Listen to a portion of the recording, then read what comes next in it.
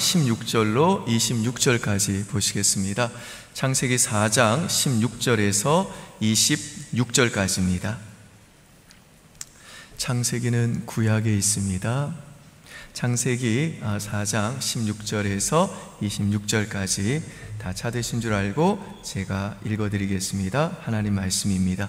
가인이 여호와 앞을 떠나서 에덴 동쪽 노 땅에 거주하더니 아내와 동침함에 그가 임신하여 에녹을 낳은지라. 가인이 성을 쌓고 그의 아들의 이름으로 성을 이름하여 에녹이라 하니라. 에녹이 이랏을 낳고 이랏은 무우야일을 낳고 무우야일은 무드사일을 낳고 무드사일은 라멕을 낳았더라. 라멕이 두 아내를 맞이하였으니 하나님의 이름은 아다요 하나의 이름은 실라였더라. 아다는 야발을 낳았으니 그는 장막에 거주하며 가축을 치는 자의 조상이 되었고 그의 아우의 이름은 유발이니 그는 수금과 퉁소를 잡는 모든 자의 조상이 되었으며 실라는 두발가인을 낳았으니 그는 구리와 쇠로 여러 가지 기구를 만드는 자요 두발가인의 누이는 나아마였더라. 라멕의 아내들에게 이르되 아다와 실라여 내 목소리를 들으라. 라멕의 아내들이여 내 말을 들으라. 나의 상처로 말미암아 내가 사람을 죽였고 나의 상함으로 말미암아 소년을 죽였도다. 가인을 위하여는 벌이 7배 1인데 라멕을 위하여는 벌이 77배 1이로다 하였더라. 아담이 다시 자기 아내와 동침함에 그가 아들을 낳아 그의 이름을 셋이라 하였으니 이는 하나님이 내게 가인이 죽인 아벨 대신에 다른 씨를 주셨다 함이며 셋도 아들을 낳고 그의 이름을 에노스라 하였으며 그때의 사람들이 비로소 여호와의 이름을 불렀더라. 아멘. 이 시간에는 이 가인의 길과 에노스의 길이라는 제목으로 하나님 말씀 전하겠습니다. 이 창세기 3장에서 이 아담과 하와는요 선악과를 먹고 에덴 동산에서 쫓겨납니다. 신락원이죠. 낙원을 잃어버린 겁니다.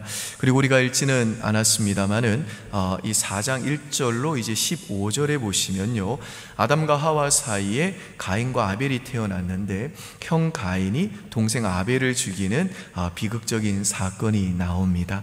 그리고 이 정황상 보면요 이때 아담과 하와의 자식은 뭐 이 가인과 아벨만 있었던 건 아니었던 것 같아요. 더 많은 자손들이 흩어 살고 있었는데 하나님의 구원 역사를 기록한 이 성경책이 이제 이 가인과 아벨 사건을 택해서 기록했기 때문에 이 아벨의 자녀들 중에 특별히 이 가인과 아벨이 언급이 되는 겁니다. 아무튼 이 가인이 아벨을 왜 죽였냐 하면요 이 가인과 아벨이 하나님께 예배를 드렸는데 하나님이 그 아벨의 예배만 받으시고 가인의 예배는 받지 않으신 겁니다. 그래서 가인이 그 분노를 주체하지 못해서 동생 아벨을 살해를 한 거죠. 그러니까 4장의 시작은요 그 이슈가 예배로부터 시작이 되고요 또 우리가 나중에 살펴보겠습니다만 이 4장의 이 마무리도 역시 예배로 그 이슈가 끝납니다. 그러니까 4장 전체의 핵심 주제는 뭐냐, 이 타락한 이후에 그 인간들의 삶 속에 이 예배의 위치가 얼마나 중요한 것인지를 보여주는 것이죠. 그리고 이제 오늘 본문에 보면요 이 아벨을 죽인 이후에 이제 가인이 하나님을 떠나 이리저리 유리하고 방황하고 떠돌아다니다가 에덴 그 동쪽에 있는 노시라고 하는 땅에 정착을 하게 되는데 거기에 정착하면서 가인은 이제 성을 쌓고는 그 성 이름을 자기 아들 이름을 따라 에녹성이라고 부릅니다. 우리 16절 보실까요? 16절과 17절 같이 읽습니다. 가인이 여호와 앞을 떠나서 에덴 동쪽 노 땅에 거주하더니 아내와 동침함에 그가 임신하여 에녹을 낳은지라. 가인이 성을 쌓고 그의 아들의 이름으로 성을 이름하여 에녹이라 하니라. 여기서 하나님을 떠나니 가인이 성을 쌓았다라고 하는 이 말은 내가 나 자신을 지키겠다는 것입니다. 나를 지키는 힘은 나밖에 없다는 겁니다. 이 세상에서 내가 믿을 건 내 힘밖에 없다는 겁니다. 그러니까 이제 가인이 하나님을 떠나니까 불안하고 두려웠던 것입니다. 그래서 그 불안과 두려움을 이길 길로 가인은 뭘 선택했는가? 이제 자기 힘을 믿고 자기 힘으로 자기를 보호할 성을 쌓는 걸 이 선택을 했다는 겁니다. 요 앞절에 보시면요, 가인이 쫓겨났을 때에 이제 사람들이 가인을 죽이지 못하도록 하나님이 가인에게 특별한 표를 주십니다. 이건 하나님의 은혜의 표였습니다. 그런데 하나님이 주시는 이 표, 이런 거 믿을 게 못 된다고 가인은 생각을 한 겁니다. 나는 하나님의 은혜 붙들고는 도무지 불안하고 두려워가지고 못 살겠다는 것입니다. 그거 믿고는 못 살겠다는 것이죠. 그래서 내 손으로 직접 내가 성을 쌓고 내 스스로 나 자신을 보호해야 되겠다라고 해서 가인은요, 힘을 추구하게 된 겁니다. 요즘식으로 말하면 내가 이 세상에서 살아남기 위해서는 내가 더 강해져야 된다, 더 많은 돈을 벌어야 된다, 더 스펙을 쌓아야 된다, 그러고 가인이 살았다는 말입니다. 그리고 이제 18절에서 12절까지 보시면 가인의 계보가 7대까지 나오는데요, 7대에서 멈추게 됩니다. 그러니까 자기 힘을 의지하고 자기 성을 쌓아서 자기를 지키고자 했던 이 가인은 결국 7대밖에 못 가고는 사라졌다는 것입니다. 이 가인의 후손 중에는요, 음악의 조상도 나오고요, 가축을 치는 조상도 나오고 농기구를 만든 발명가도 나옵니다. 이건 무슨 말인가 하면 창세하게 언급은 되어 있지 않습니다만은 전체 이제 문명과 이제 노아 홍수 시대까지 인간의 어떤 타락상을 보여주는 이 창세기의 구조와 흐름을 보면 이 가인의 후예로부터 하나님이 주신 그 재능과 기술력을 가지고 하나님 없는 이 문명을 발달시켰다라고 하는 의미가 암시되어 있습니다. 근데 이 라멕의 자손 중에 가장 대표적인 사람을 뽑으라고 그런다면 가인의 6대 자손인 라멕입니다. 라멕이라는 이름의 뜻이 뭐냐? 스트롱맨, 강자라는 뜻입니다. 이 라멕에게는요, 아내와 둘이 있었어요.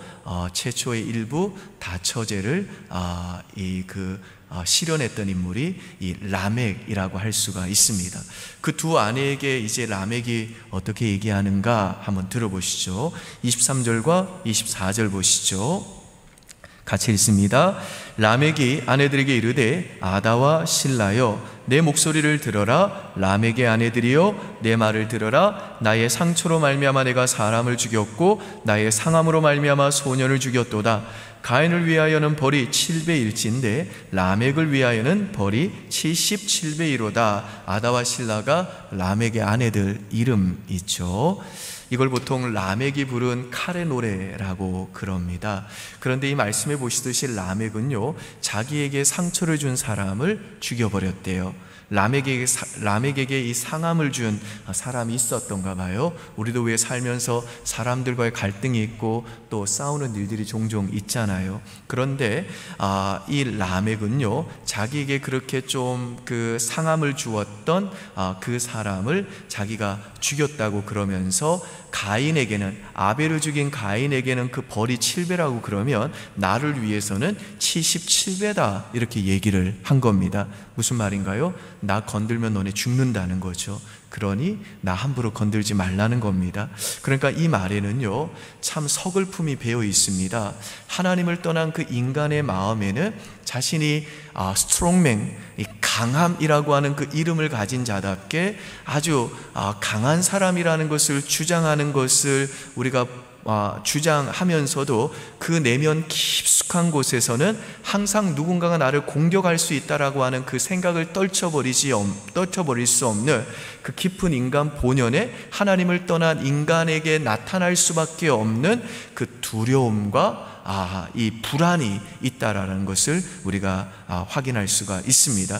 그래서 하나님을 떠난 가인의 길의 특징은 뭐냐 하면 스스로를 보호하는 것입니다. 하나님의 보호는 필요가 없다는 것이죠. 내 손으로 내가 나를 지키겠다는 겁니다. 통장이 믿을 만하고 내 손에 주어진 칼이 나를 지켜주는 거지 하나님은 나를 지키지 못한다 라는 생각을 한다는 겁니다.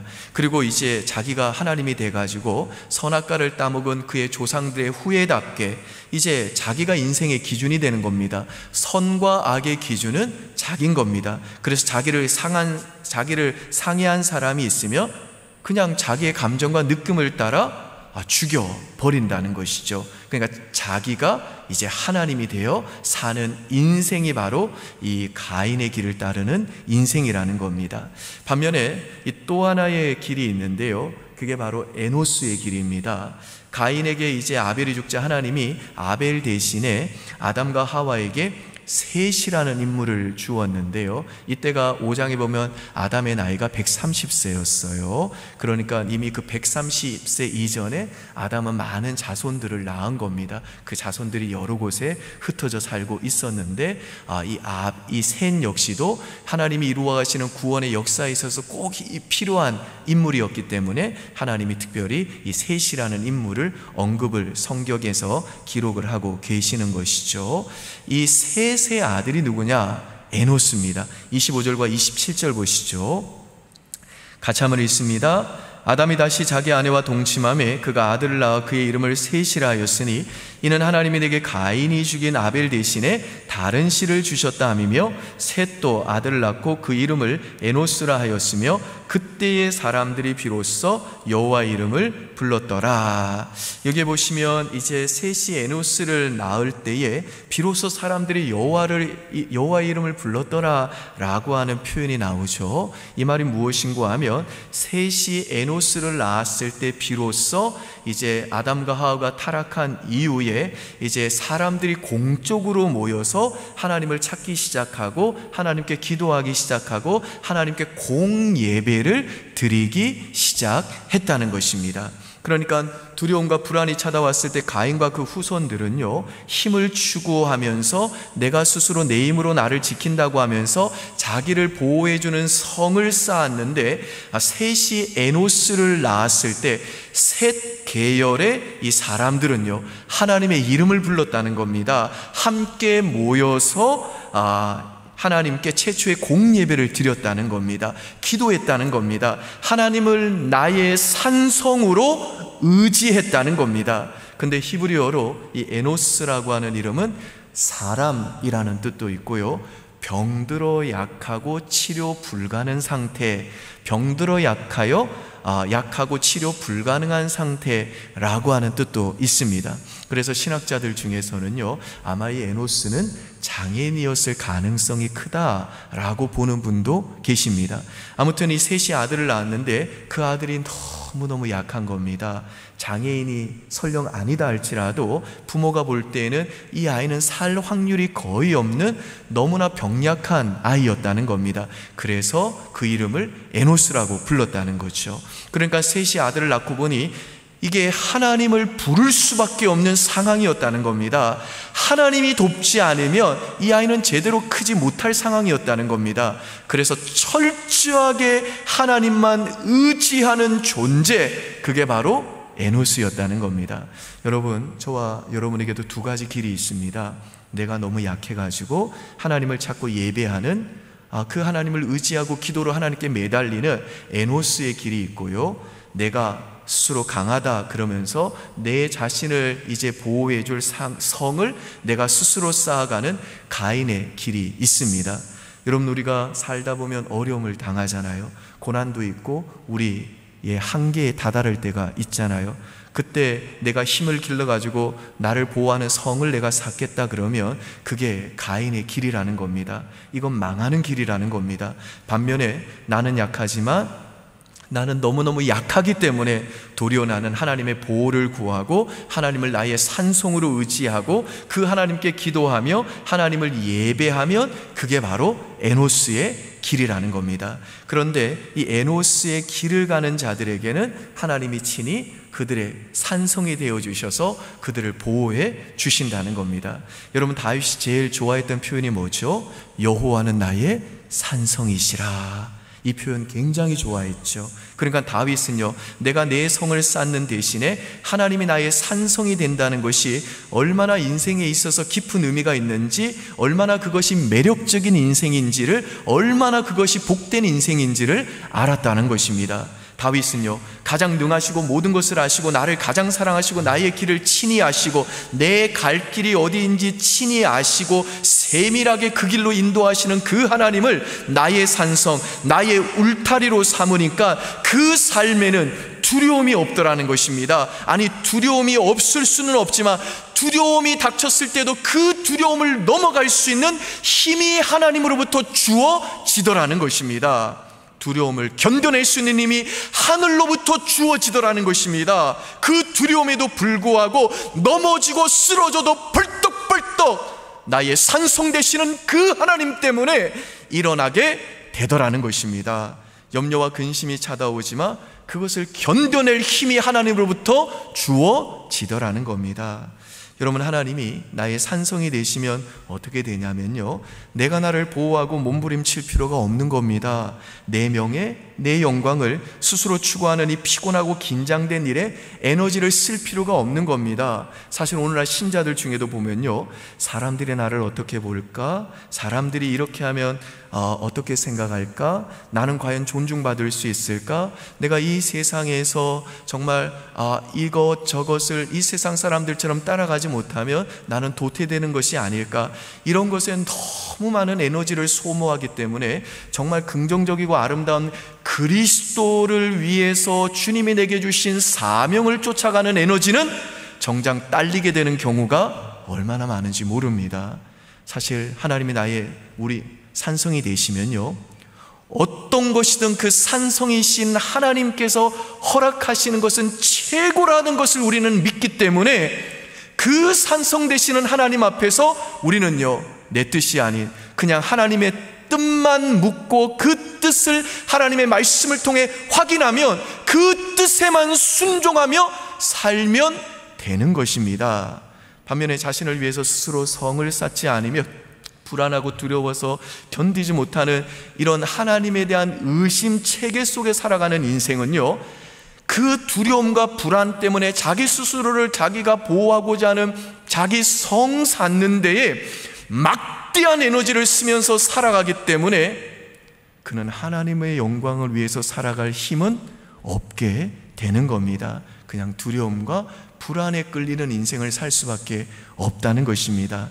근데 우리 인생의 진정한 성 그 자체이신, 진정한 산성이신 예수님은요, 그 두려움과 불안 가운데 살 수밖에 없는 우리 인간을 위해서 그 모든 타락한 죄인들을 산성 되시는 그 예수님 안으로 받아들이기 위해서 그 영원과 무한의 경계를 부셔뜨리고 그 하늘 영광을 버리시고 시간과 공간 안으로 이 세상 안에, 이 역사 안에 들어오신 겁니다. 그리고 산성 자체이신 자기 자신을 십자가에서 완전히 하나님의 영광을 위해 우리의 죄로 인해 내어주심으로 예수님은요, 누구든지 자신의 연약함과 한계와 제약을 인정하고 그 예수님께 피하는 자들에게 진정한 피난처가 되어주시고 안전한 산성이 되어주시는 겁니다. 믿으시나요, 여러분? 아멘. 그래서 여러분, 우리가 인생을 살다 보면 한계를 느낄 때가 있는데 사실은 그 한계를 느낄 그때가 우리에게는 복인 겁니다. 예컨대 건강할 줄 알았어요. 그래서 열심히 일에 매진했는데 뭘 이루었는가 싶더니만 질병으로 갑자기 쓰러지는 겁니다. 그게 인간입니다. 결혼했습니다. 행복한 줄 알았죠. 뜻대로 안 되는 남편, 뜻대로 안 되는 아내, 어떤 때는 이제 그 부부관계도 유지할 힘도 없고 파국을 맞이해야 되겠다, 뭐 이럴 때가 있죠. 이게 한계입니다. 여러분, 우리가 자식을 키울 때에도요, 야단을 치잖아요.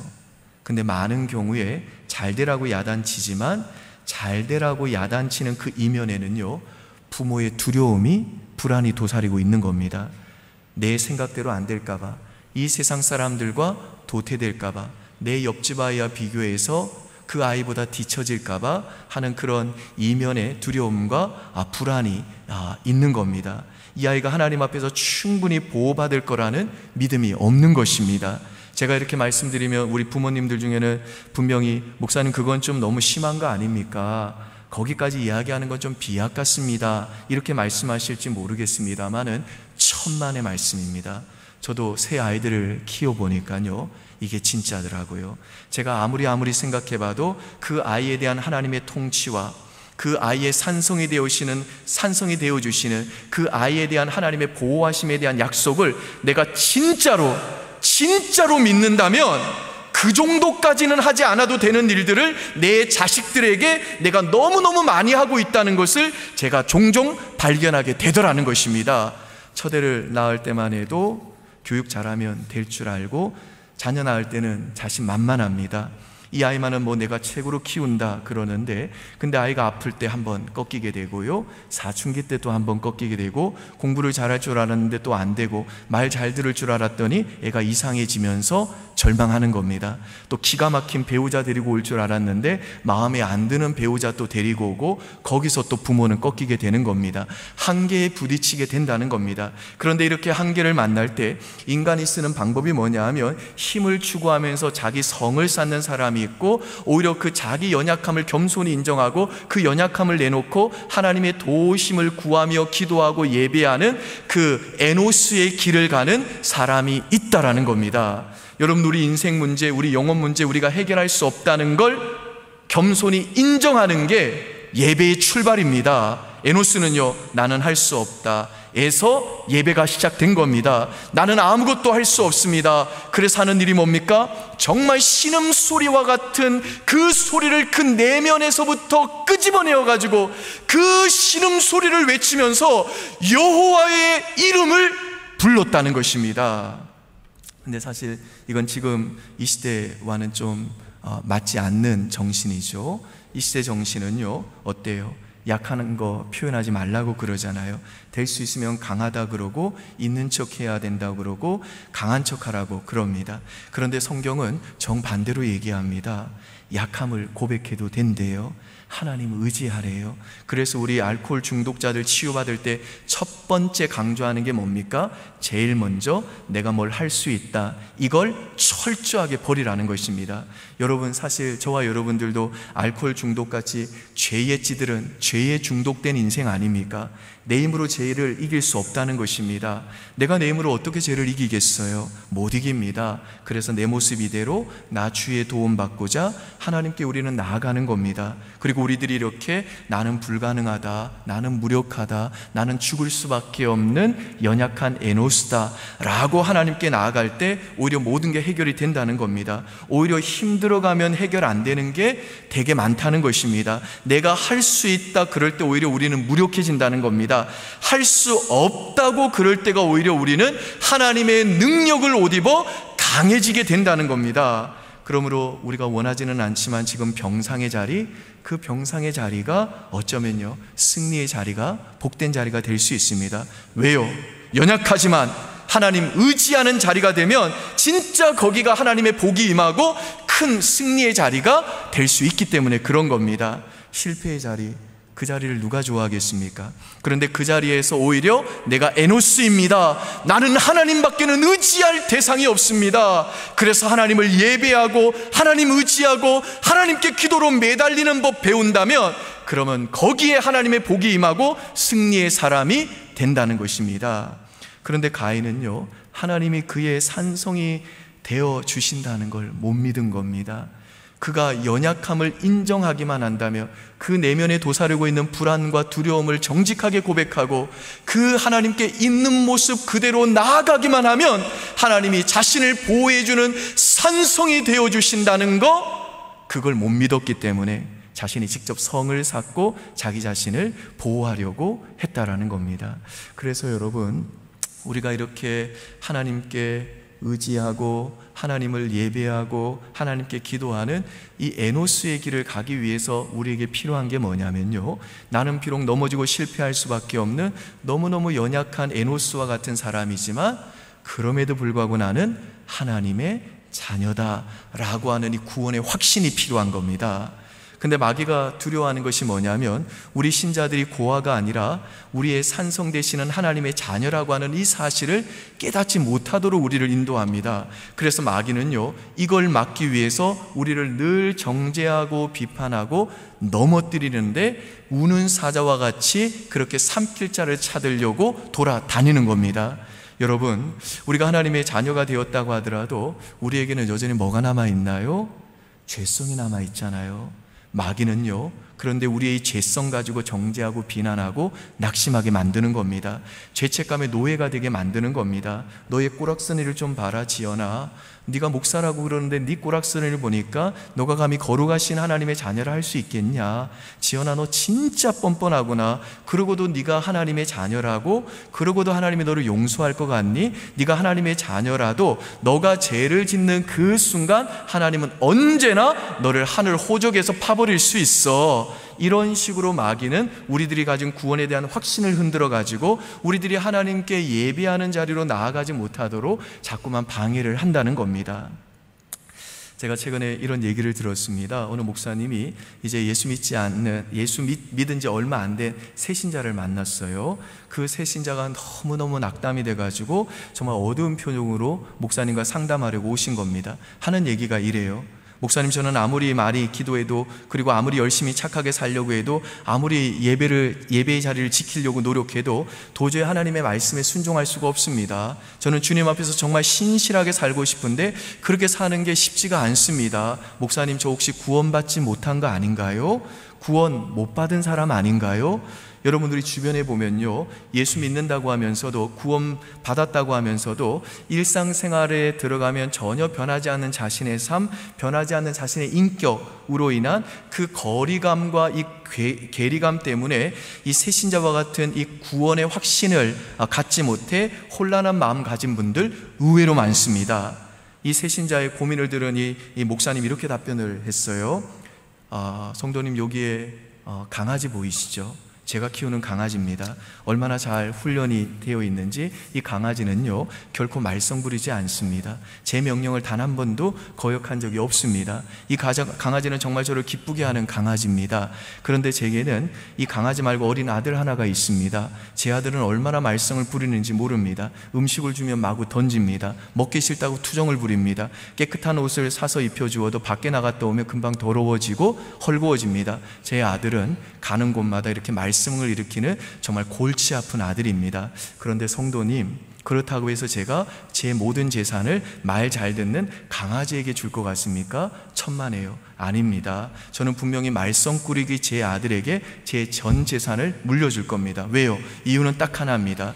걔가 제 아들이기 때문입니다. 마찬가지입니다. 성도님이 아무리 모자라고 실수가 많아도 당신은 여전히 하나님 나라의 상속자입니다. 왜냐하면 예수께서 당신을 위해 그 보배로운 핏값을 주고 당신을 하나님의 자녀로 삼으셨기 때문입니다 라고 얘기를 해 주셨답니다.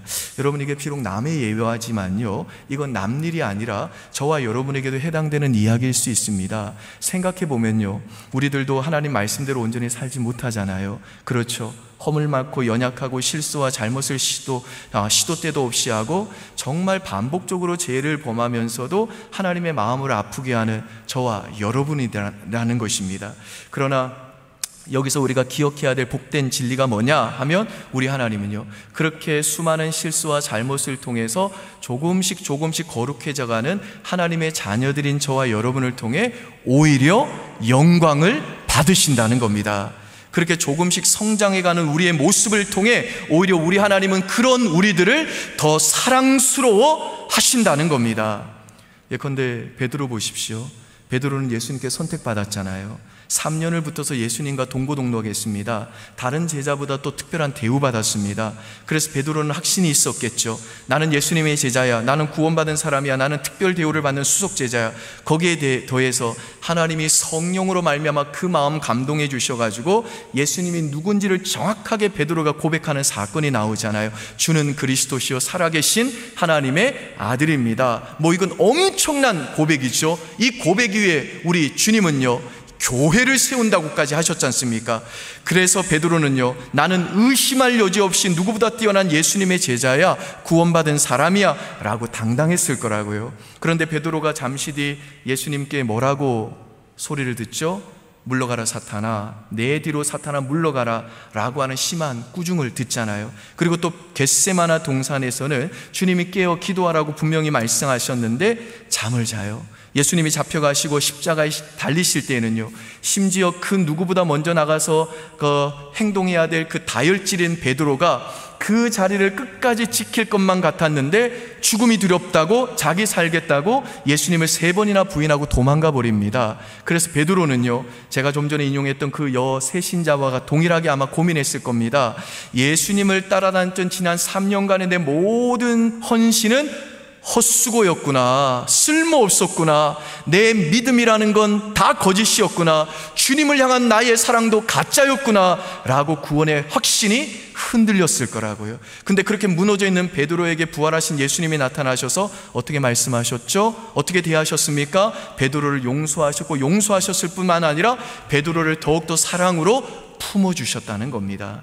그리고 더 나아가 예수님을 배신하고 도망가 버린 그 베드로에게 막중한 사명을 다시 맡겨주셨다는 겁니다. 주님은요, 베드로에게 벌이 아니라 위로와 용서와 평강과 사명을 주셨다는 겁니다.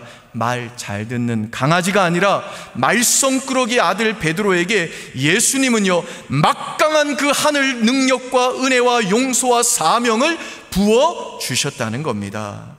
여러분, 여기에서 우리가 기억해야 될 중요한 사실이 뭐냐면요, 마귀는 여전히 우리 안에 남아있는 죄성만 주목하게 한다는 겁니다.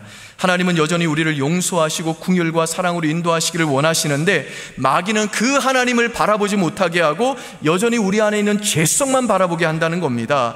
그런데 이렇게 못난 베드로가 그래도 신앙의 길을 성공적으로 완주한 비결이 뭡니까? 그 비결이 뭐냐면, 베드로는 비록 마귀의 전략에 넘어가긴 했지만, 그러나 베드로는요, 유다와는 달리 자신의 그 넘어짐과 연약함을 통해서 겸손하게 하나님께 나아갔다는 겁니다. 내가 에노스라는 겁니다. 나는 에노스입니다 라고 닭이 우는 그 새벽에 눈물로 통곡하며 주님께 나아갔다는 겁니다. 그리고 거기서 더 나아가 여전히 자신을 용서하시고 사랑하시는 하나님께 베드로는 집중했다는 겁니다. 여러분, 저는 오늘 이 예배 시간 가운데 지난 또 한 주간 동안 여러분이 베드로처럼 아무리 실패했다 할지라도 이 하나님 바라보는 은혜가 넘쳐나기를 주님의 이름으로 축복합니다.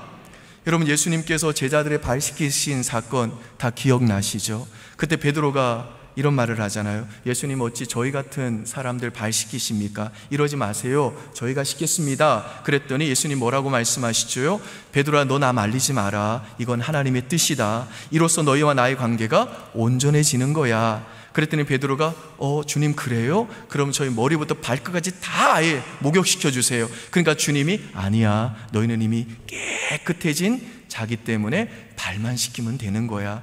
여러분, 이 대화를 통해 우리가 알게 되는 게 뭡니까? 하나님의 자녀는요, 발만 씻기면 되는 겁니다. 우리가 이 세상에 살다 보면 깨끗한 발이 죄로 인해 더러워질 수 있다는 겁니다. 하지만 우리 발이 더러워진다고 해서 하나님이 우리를 버리지 않는다는 겁니다. 우리가 외출했다가 집에 오면 항상 손과 발을 항상 씻듯이, 마찬가지로 우리가 이 타락한 세상에 살아가고 그렇게 살다 보면 우리가 죄로 인해 더러워지는데, 그렇게 우리가 반복하는 죄로 인해 우리의 발은 더러워질 수밖에 없다는 겁니다. 그래서 우리가 거룩한 이 예배당에 나올 때마다 제일 먼저 하는 게 뭐죠? 회개하잖아요. 그러면 하나님께서 예수의 보혈로 깨끗이 우리를 다시 씻어주시고 용서해 주시지 않습니까? 하나님의 자녀에게는 이런 특권이 있다는 겁니다. 이것이 바로 저와 여러분들이 이 평생 성화의 과정 가운데 언제나 누릴 수 있는, 아드님께서 핏값을 주고 사신 하나님의 죄 씻어주시는 은혜라는 것입니다. 그런데 마귀는 이 더러워진 우리의 발만을 주목하게 만든다는 겁니다. 그러면서 거짓말하는 겁니다. 너 온몸이 더러워졌다고, 넌 하나님이 버린 거야, 너 다시는 깨끗해질 수 없는 거야. 그래서 우리를 낙심하게 만든다는 겁니다. 구원의 확신을 기초부터 흔들어 버린다는 겁니다. 그래서 결과적으로 우리가 하나님 앞에 예배하는 자리를 서지 못하게 만든다는 겁니다. 그런데 여러분, 우리들이 새벽 예배부터 수요 예배, 금요철화, 주일 예배 모든 기도의 자리 참석해도요, 우리는 언제나 넘어질 수 있는 약하고 약한 에노스들입니다. 죄로 인해 더러워질 수밖에 없는 겁니다. 그래서 아무런 열매 맺지 못하는 저와 여러분을 향해 마귀는요, 우리의 믿음의 확신, 구원의 확신을 흔든다는 겁니다. 하나님이 너를 버렸다고 거짓말을 한다는 겁니다. 그러나 여러분, 이 마귀의 거짓말 절대로 속지 마십시오. 여러분의 몸은요, 이미 깨끗함을 받은 겁니다. 하지만 발은 언제든지 더러워질 수 있습니다. 그래서 우리는 발만 씻으면 되는 겁니다. 이것이 저와 여러분에게 주신 특권이라는 겁니다. 그리고 저와 여러분이 실수와 죄를 반복한다 할지라도, 말썽꾸러기 자녀라 할지라도, 저와 여러분은요, 온 우주의 왕이신 하나님의 그 복을 이어받을, 하나님 나라를 상속받을 하나님의 자녀라는 이 사실, 우리 성도님들 꼭 믿을 수 있기를 주의 이름으로 축복합니다. 그러므로 사랑하는 여러분, 당장 눈앞에 열매가 나타나지 보이지 않는다 할지라도, 죄의 굴레에서 내가 완전히 벗어나지 못하고 자꾸만 넘어지고 실패한다 할지라도 부디 가인의 길이 아니라 에노스의 길로 걸어가시기 바랍니다. 약함이 느껴지고 그 실패가 여러분의 삶 속에 나타날 때마다 오히려 그 약함 때문에, 넘어졌기 때문에, 죄로 인해 발이 더러워졌기 때문에 하나님을 멀리하는 가인의 길로 가지 마시고, 오히려 그것 때문에 더 하나님의 품을 파고드는 예배의 자리 사수하시기를 주님의 이름으로 축복합니다. 그러면 사단이 분명히 물을 겁니다. 그거 너무 뻔뻔한 거 아니냐? 여러분, 그래도 괜찮습니다. 그래도 여러분이 예배와 기도의 자리를 끝까지 지켜내고 사수하게 되면 하나님은요, 여러분에게 은혜 주셔서 여러분을 점점 더 성숙한 자녀로 빚어 가실 겁니다. 그 누구도 생명책에 기록된 여러분의 이름을 지우개로 지울 수 있는 자는 없습니다. 여러분은요, 전능하신 하나님의 아들들이고 딸들입니다. 오늘 이 시간 다시 한번 이 구원의 확신 가지고 예배당 나가시기를 주님의 이름으로 축복합니다. 이 구원의 확신이 서야지요, 넘어져도 우리는 오뚜기같이 다시 일어설 수 있고, 이 구원의 확신이 서야지 우리는요, 그렇게 죄짓고 뻔뻔해도 다시 하나님 앞에 예배드리는 이 자리를 사수하면서 하나님의 전능한 어깨에 올라탈 수 있는 겁니다. 여러분의 가치는요, 회사의 직원이나 학교의 교사, 학생 그 정도 아닙니다. 여러분의 진정한 가치는 전능하신 하나님의 아들과 딸들입니다. 온 우주 만물을 창조하시고 통치하시는 유일하신 그 하나님이 여러분의 아빠라는 겁니다. 그러므로 더 이상 이 아빠를 멀리하지 마십시오. 사랑하는 우리 청년 여러분들, 부디 이 아빠를 여러분의 인생 가운데 지우지 마십시오. 부디 이 아빠를 여러분의 인생의 주인으로 삼는 이 가인의 길 걷지 마십시오. 더 이상 이 아빠를 옆집 아저씨처럼 어려워하지 마십시오.